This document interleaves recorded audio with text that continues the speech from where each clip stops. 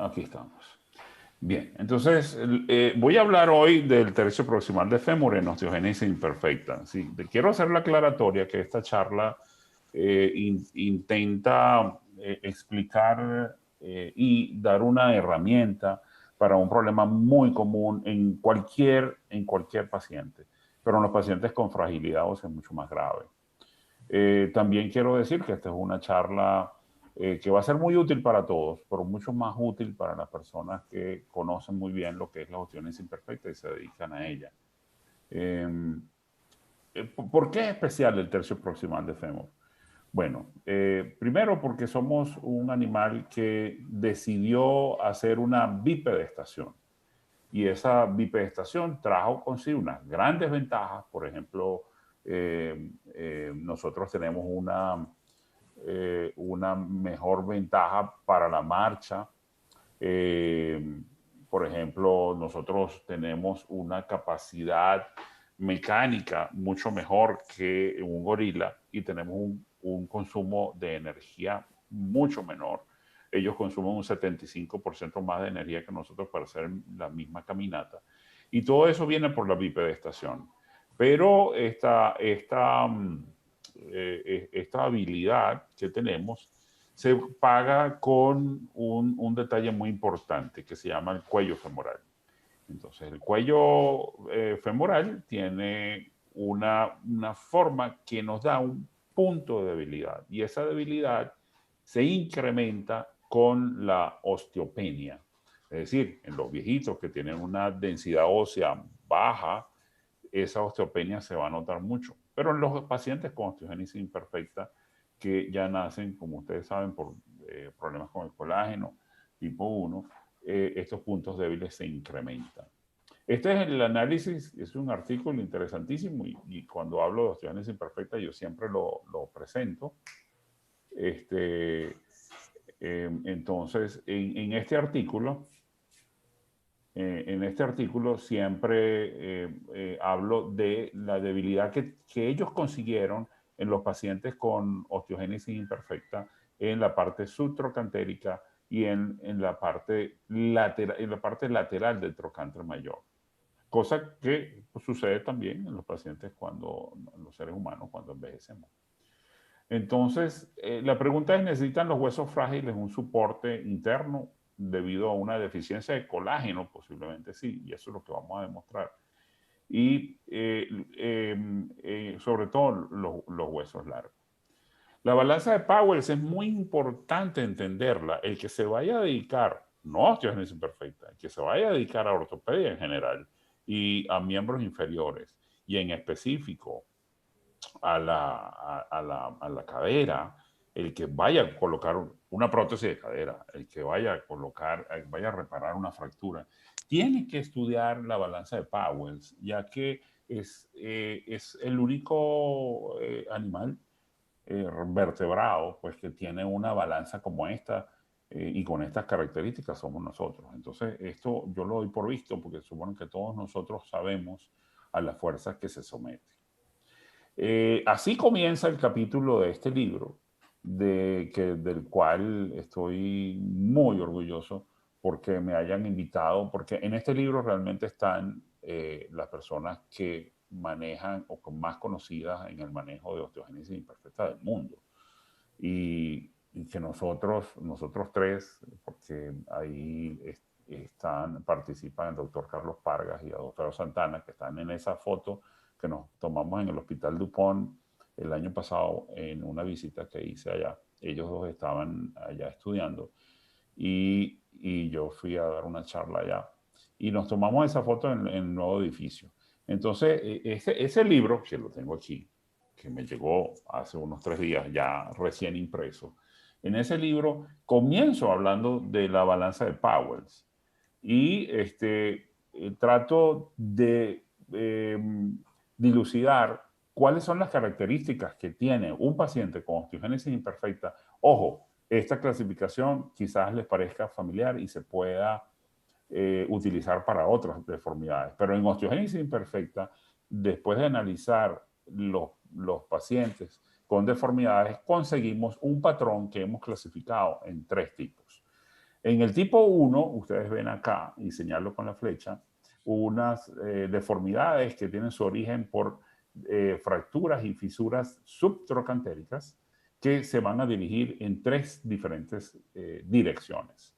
En la tipo 2 son pacientes que tienen fracturas en la base del cuello y fíjense que tiene un clavo puesto, porque en la mayoría de los casos, no todos, pero en la mayoría de los casos, una vez que se protege con un clavo, el cuello queda débil.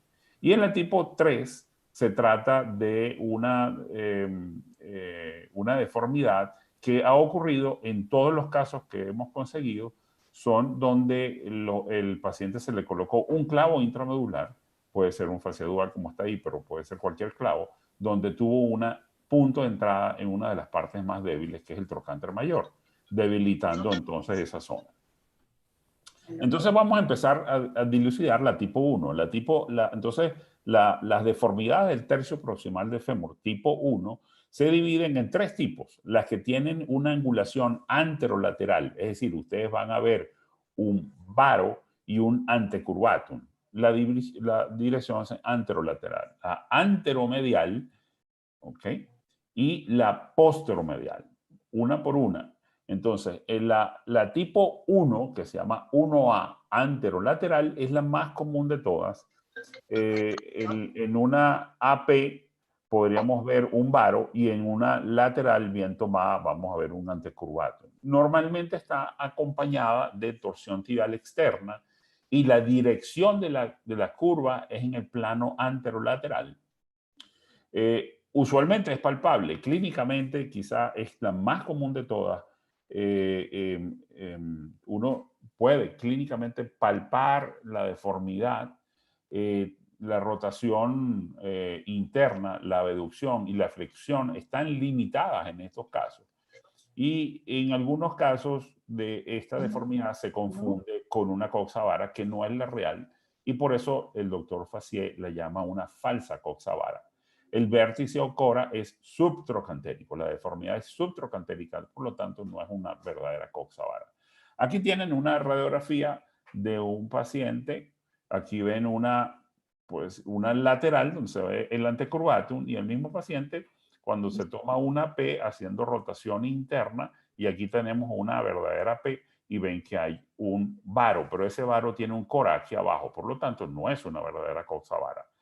Y ustedes saben, si han visto unas clases mías de osteogénesis, uno de los trucos, de los tips and tricks, o trucos o ítems para que yo hago en la cirugía es dibujar en la piel con un marcador la deformidad. Y aquí pueden ver la deformidad en el plano anterolateral y aquí está el abordaje que vamos a hablar de eso también.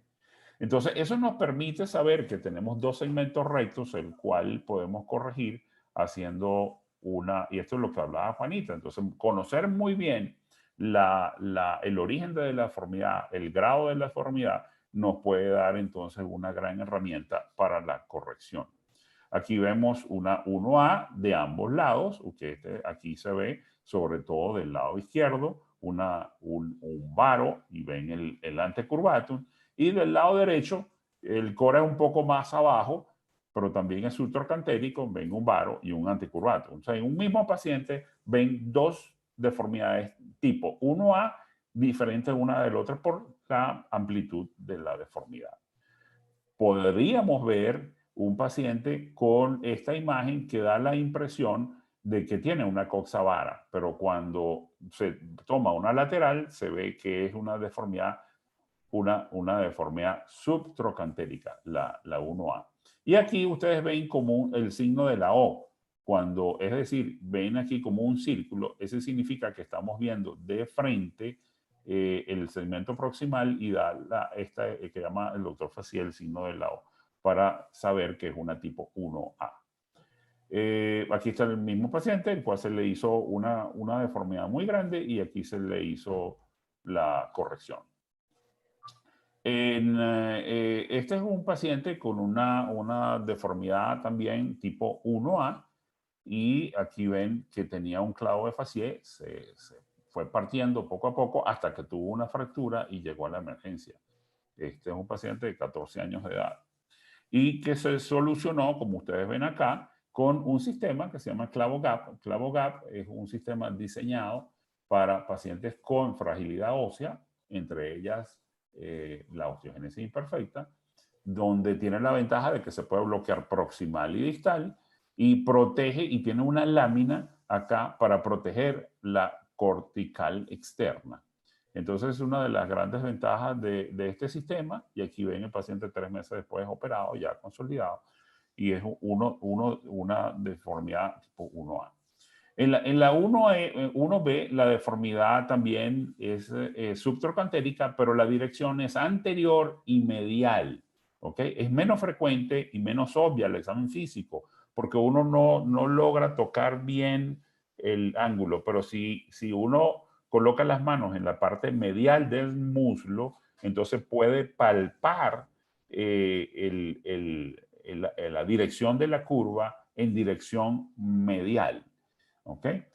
Se relaciona a un antecedente de cirugías previas, ya que de forma natural no se va en esa dirección.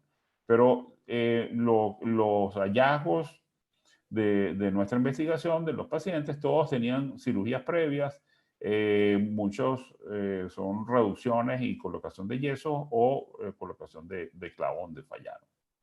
En la 1C, entonces es una deformidad más rara, es una deformidad posteromedial, también es subtrocantérica, y se ve en pacientes con osteogénesis imperfecta muy severa, como la tipo 3, y el doctor Fassier fue quien me cuenta que en sus estudios lo relaciona con pacientes que han tenido fracturas intraútero cuando están en posición podálica. ¿Okay? Yo esa relación pues no la supe, eso me la contó el doctor Fase, que él lo ha visto en esa posición. Lo cierto es que yo no lo había relacionado, sino también con picas y cirugías previas. Pero esto parece bastante lógico de una experiencia tan grande como la del doctor Fassier. Vamos entonces a la tipo 2. Ahora pasamos al segundo tipo. Y el tipo 2 también se divide en dos tipos. Entonces, el 2A, que afecta el ángulo cérvico diaficiario. Aquí sí tenemos una verdadera coxavara, ¿ok? Y es más frecuente en pacientes con clavos intramedulares, ya que el clavo está protegido desde epífisis hasta epífisis y el cuello queda desprotegido, ¿ok?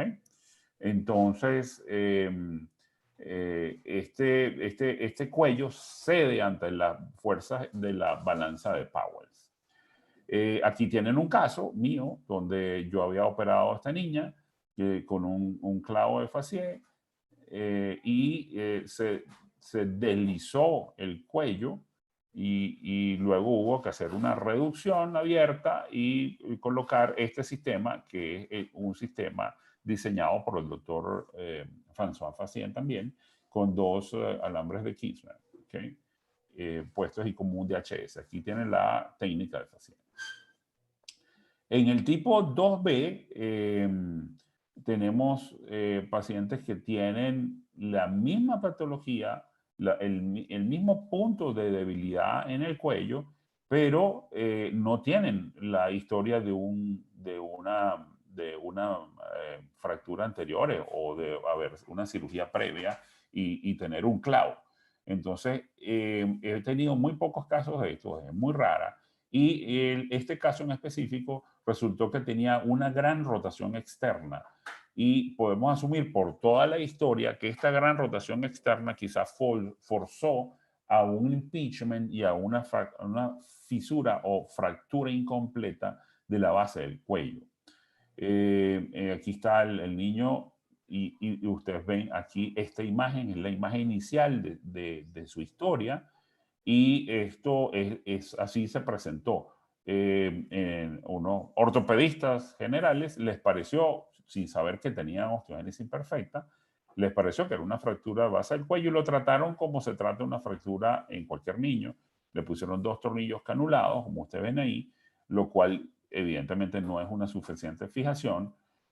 Tenía otro cora aquí, además, tenía una tipo 1A, o sea, tiene una deformidad antero lateral en la parte proximal del cuello, subtrocantérica. Y en este caso, el paciente evolucionó hacia más varo, progresó hacia una torsión tibial externa, una pseudoartrosis y el anticurvatum subtrocantérico pues siguió.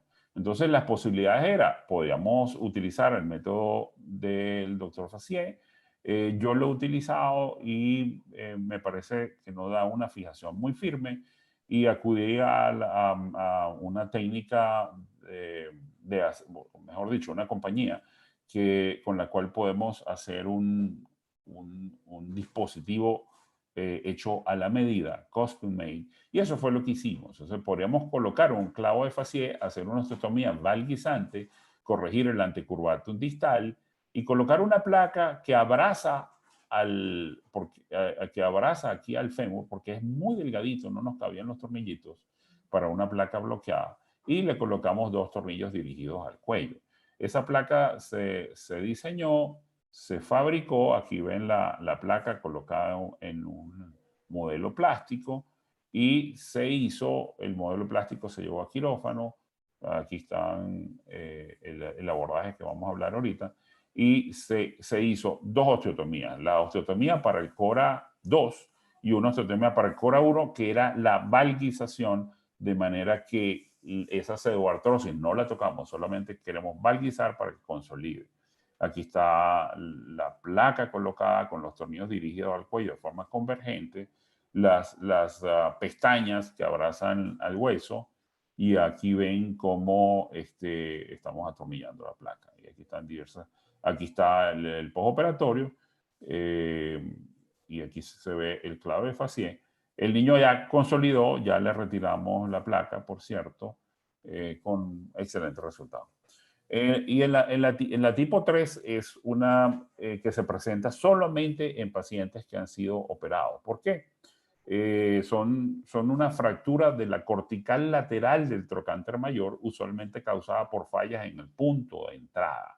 ¿Okay? Esto lo he visto en muchos casos en constituciones imperfectas, pero lo he visto en otras patologías con fragilidad ósea, inclusive en adultos. En algún momento lo vi cuando yo trataba adultos. Pero, ¿qué es lo que pasa acá? El clavo entra por el trocánter mayor y ese es un gran punto débil, como lo dije en las láminas anteriores. Entonces, eso hace prácticamente una canal que pareciese que inicialmente da una fijación, pero hace una canal, como se ve acá, lo que lleva entonces a una cosa vara mucho mayor que la que tenía antes. Aquí está la planificación, esta línea roja es donde se quiere colocar el clavo entrando por la fosa piriforme como debe ser. Y en este caso se hizo así. Ustedes ven aquí la gran valguización, dejando esto un ángulo anatómico, y se colocó como suplemento una placa bloqueada de 120 grados, como ustedes ven acá. ¿Ok? Entonces, vamos a hablar ahora sobre consideraciones sobre el abordaje. Entonces, lo más importante del abordaje, y aquí estas son láminas tomadas que se hicieron para el libro, y aquí debo agradecer a mi hija Graciela, que es diseñadora de artes gráficos y me ayudó con todos estos dibujitos que van a ver de aquí en adelante y casi todos los que han visto en esta charla. Entonces, lo más importante es la posición del paciente. El paciente debe estar colocado de una forma oblicua, con 2 rollos. Normalmente, tanto el hombro como la cadera van en la misma dirección. Este es un punto en el cual hablamos con el anestesiólogo, le explicamos cuál es la patología, cuál es lo importante de tratarlo con delicadeza. Y aquí ven a este paciente, este es un dibujo de un paciente real, donde esta es la rodilla y esta es la angulación que tiene. ¿Ok? Entonces, lo primero que yo hago es dibujar la deformidad. Luego hago la incisión y el doctor Trevisan, que está por ahí, que con nuestros inicios trabajamos juntos y colocamos prótesis de cadera, se debe acordar de esta incisión porque es exactamente la incisión en piel a la del abordaje de Gibson, que se utiliza aún para el abordaje de la cadera. Entonces, aquí con este abordaje, que lo primero que nos vamos a conseguir es la fascia, ¿ok? Y cortamos la fascia justo en la parte más posterior de la fascia, lo vamos a conseguir con el glúteo mayor, Y cuando nos conseguimos con el vasto lateral, ustedes ven acá, el vasto lateral es el único músculo en este abordaje que se corta y lo señalo aquí con esta rayita que está aquí. Y ni siquiera se corta, sino que se desinserta parcialmente para luego suturarlo posteriormente. Aquí ven el corte que se hace del vasto lateral justo a 1 centímetro por debajo de su inserción en el trocánter mayor, y lo estoy sosteniendo aquí con las pinzas. Entonces, una vez que se hace eso, se lleva hacia adelante el grupo muscular y se va a ver el hueso sin desperiostizarlo en la medida de lo posible. ¿Ok? En ese punto se cabalgan los fragmentos, ¿ok? Y vamos a saber el porcentaje de hueso que hay que resecar. Acuérdense que en osteogénesis imperfecta nosotros no vamos a hacer, no vamos a pelear contra el hueso, ¿ok? Como dice el doctor Fassier, si peleas contra el hueso tratando de hacer una reducción sin hacer acortamiento, vas a ganar es una fractura. Entonces se cabalga, en ese momento se tensa la pierna, el ayudante, y vamos a ver cuánto hueso vamos a cortar. Es decir, el hueso va a quedar con la longitud de los tejidos blandos y del nervio, ¿ok? No vamos a tensarlo mucho porque además es un hueso muy débil. Entonces, vamos a cortar. ¿Y dónde vamos a cortar? Ok, como se tratan de deformidades del tercio proximal de fémur, lo vamos a cortar, pero vamos a cortar en la parte distal, en el segmento distal, ya que lo que nosotros queremos es tener el segmento proximal lo más largo posible para que aloje un clavo intramedular y este clavo intramedular tenga una fuerza de agarre. ¿Ok? Y entonces, así, en esta posición, fíjense que aquí estamos aplicando la regla número 2 de la osteotomía. El cora está acá y estamos haciendo la osteotomía por debajo del cora, por lo tanto debe haber una traslación. ¿Ok? Todas esas reglas hay que tenerlas en mente para que nos quede alineado. Entonces aquí tenemos una deformidad. Fíjense, aquí lo que parece, esto es una falsa coxavara en esta imagen que ustedes ven a su izquierda. Cuando ponemos una lateral, fíjense la gran deformidad que tiene este paciente en la región subtrocantérica, y este es el lado izquierdo, y del lado derecho tienen la misma deformidad. Ustedes ven aquí la deformidad, se puede palpar la deformidad, y esta es la que yo digo que es la tipo 1A, en la cual uno puede palpar la dirección de la curva en el ángulo anterolateral. ¿Ok? Entonces, como en todas las cirugías, dibujo el fémur, ¿ok? Esta es la deformidad, fíjate, aquí tiene como un remanente.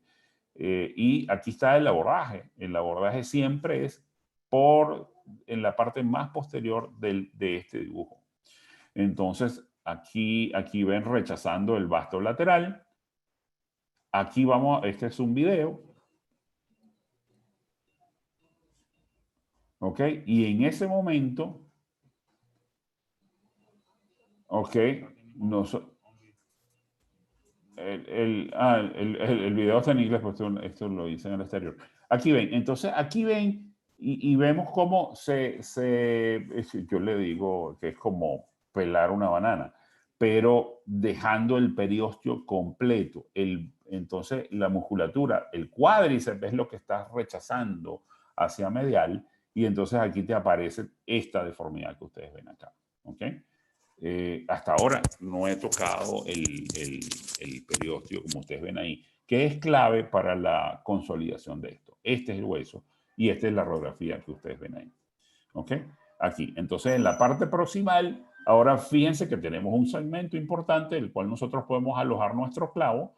Aquí esto me voy retrógrado con el alambre de Kirchner, como ustedes ven acá. ¿Ok? Cabalgo y reseco en la parte distal lo que tenga que resecar para poder alojar el clavo. Y fíjense que si el cora estaba aquí arriba, yo hice la osteotomía por debajo y aquí pareciese que tengo una dirección incorrecta, pero no. Aquí ven que con respecto a la línea de orientación del tercio proximal estoy haciendo una correcta alineación. Entonces, aquí está la imagen final ya con el cierre de la fascia, Y aquí está la incisión que vieron, ustedes se dieron cuenta que inicialmente esa incisión era prácticamente que 90 grados y ahorita casi que queda recta. Y aquí ven la pierna, que nosotros hicimos una gran resección de hueso y ven que queda más larga que la otra. Yo aquí a los papás les digo, la pierna va a quedar más larga, aunque le voy a quitar hueso. Y es un poquito complicado entenderlo, pero queda realmente más largo funcionalmente. Aquí está otro ejemplo. Aquí ven el dibujo que se hace, el abordaje. Y aquí está otra vez, otro video de cómo, aquí está, miren el hueso aquí y miren cómo el hueso simplemente, ese video está buenísimo.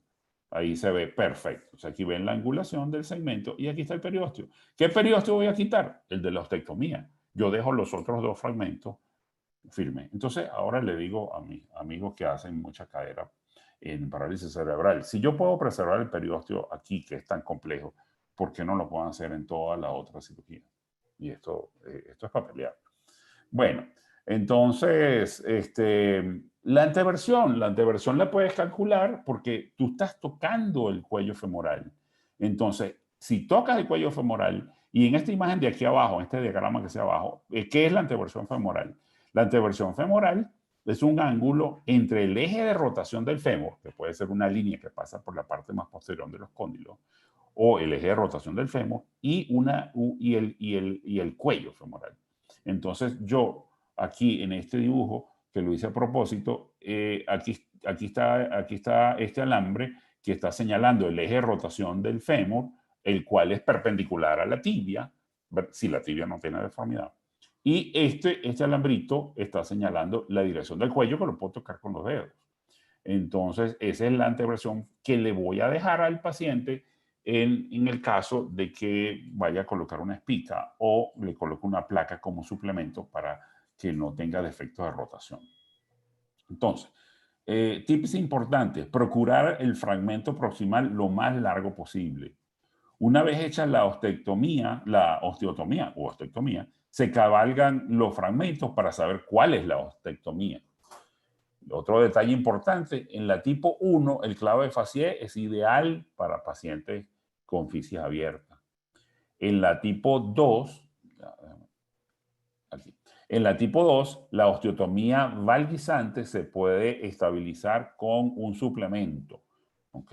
Acuérdense que la tipo 2 es la verdadera coxavara, donde el cora es en el cuello, ¿no? Entonces, en la tipo 2 se hace una osteotomía valguisante y se puede colocar como un suplemento al clavo, o en los pacientes adolescentes y adultos con la fisis cerrada se puede colocar un clavo gap. ¿Ok?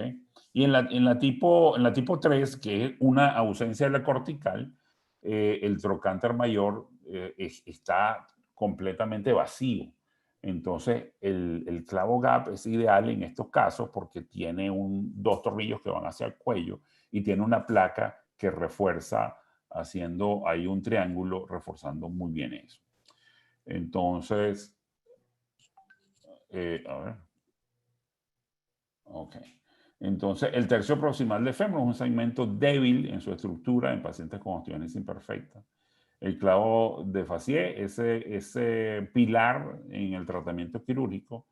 Las placas bloqueadas son un suplemento muy útil, sobre todo ahora que tenemos diferentes placas bloqueadas muy pequeñas de diferentes diámetros. Yo suelo usar unas placas muy pequeñas con ángulo variable de 2.4, máximo 3.5 milímetros, dependiendo del paciente, pero el diámetro de los tornillos y las placas van de 2, 2.4, 2.8 y 3.5. Y el clavo gap ofrece una excelente opción para pacientes adolescentes y adultos con deformidades en el tercio proximal. Entonces, el propósito de esta clasificación es tipificar las deformidades del tercio proximal del fémur en osteogénesis imperfecta y proponer una forma de corrección. Les propongo este abordaje que es muy útil. Es un abordaje aprendido de las técnicas del doctor Fassier, y un poquito tiene mucho de la super hip que yo hago en deformidades congénitas. Muchas gracias.